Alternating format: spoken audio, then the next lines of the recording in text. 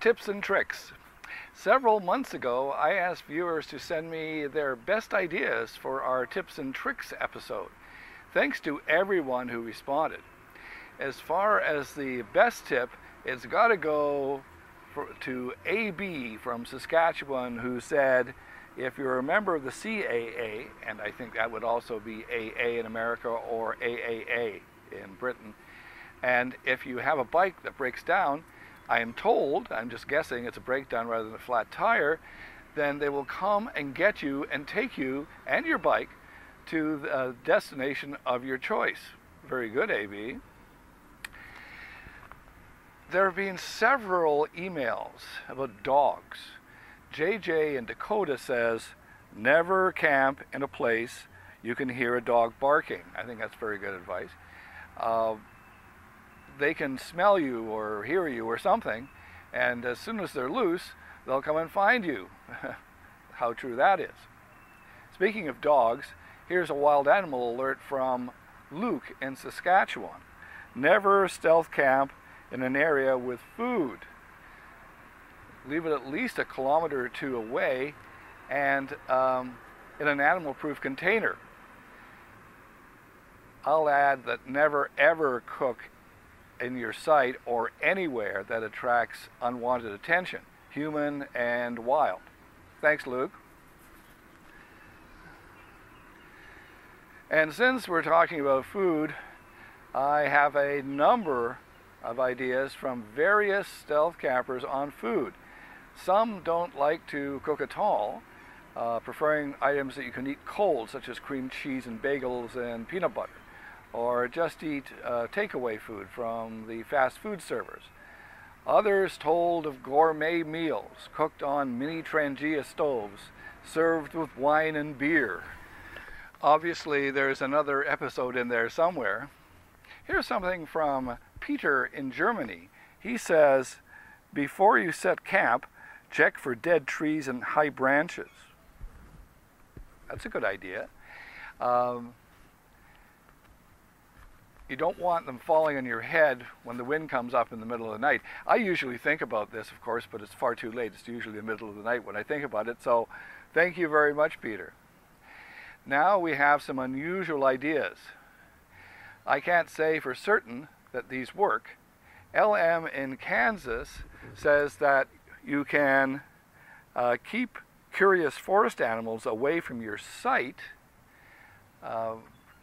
by stringing a perimeter of sewing thread. Apparently the animals will walk into it nearby, and it's nearly invisible, that thread that is, and be spooked. Because it's so thin, they're not injured. And Justin from Reading in England writes that LED lights from bikes will also spook animals away when suspended from tree branches with strings. Let me know how that works out. One of the most common of my YouTube channels is the legality of stealth camping. You can probably have seen my videos on the topic, but CJ from Texas would like to remind us that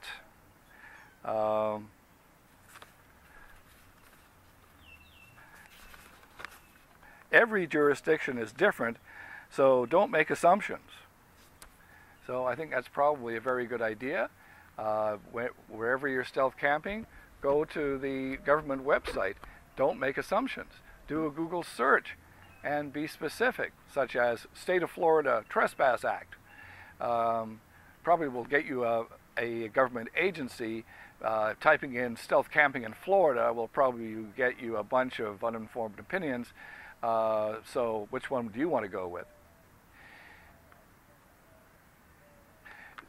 Oh, and Dietrich from Toronto says, make everything you do carry do a double duty. I think that's a very good idea.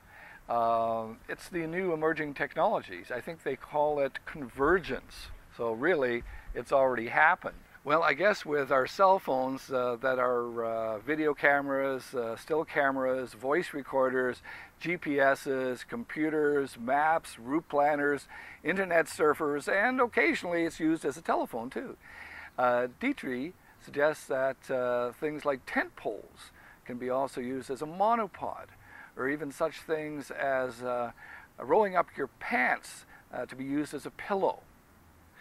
In an earlier episode of these stealth camping episodes, I talked about compression bags, and a number of people have emailed me to tell me how they can't live without them.